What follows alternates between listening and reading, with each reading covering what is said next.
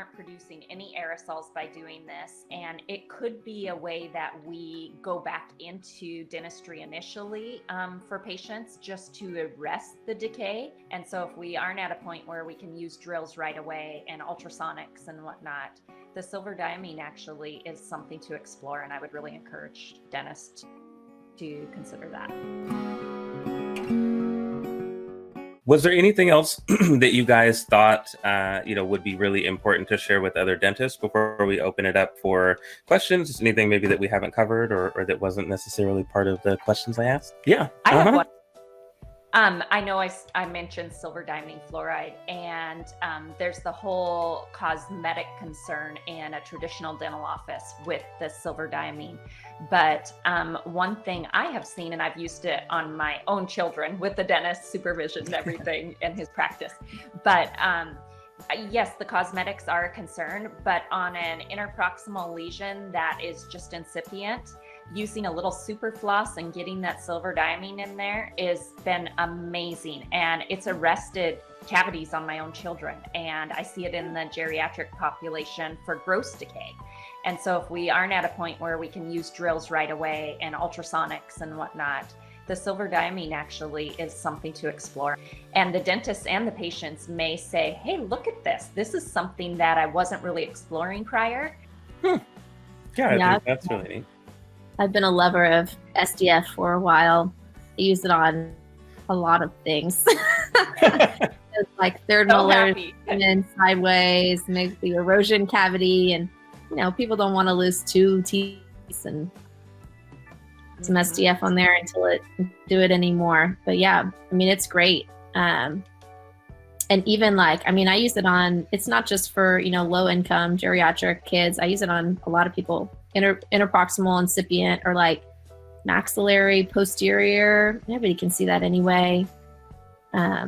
Exactly. Crown margins, it's great. And then there's the new smart technique that you can do on top of it.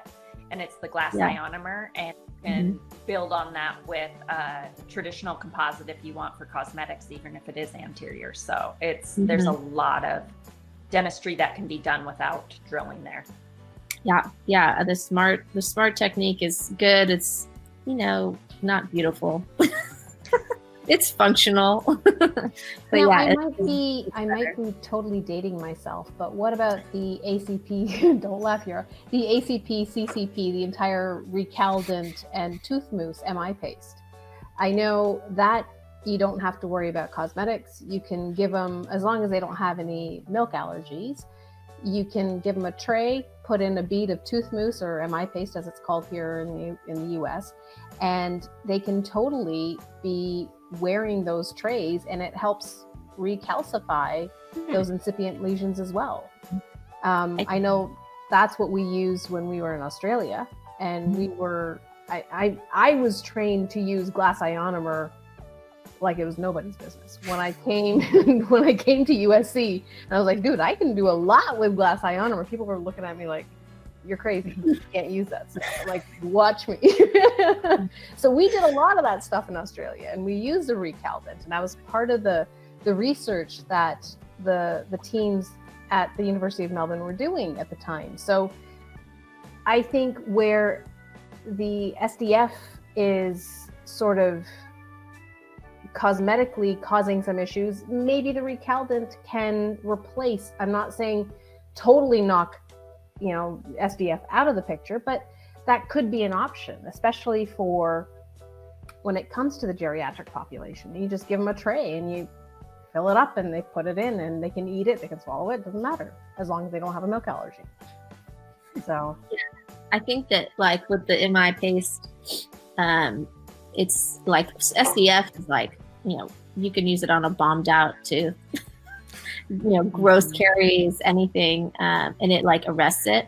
But yeah, definitely, we have MI paste. I use a couple other different like heavy fluoride toothpaste that are not dairy, because people are like funny about dairy now. I agree. That's why it's one of those things that maybe it's fallen out of favor.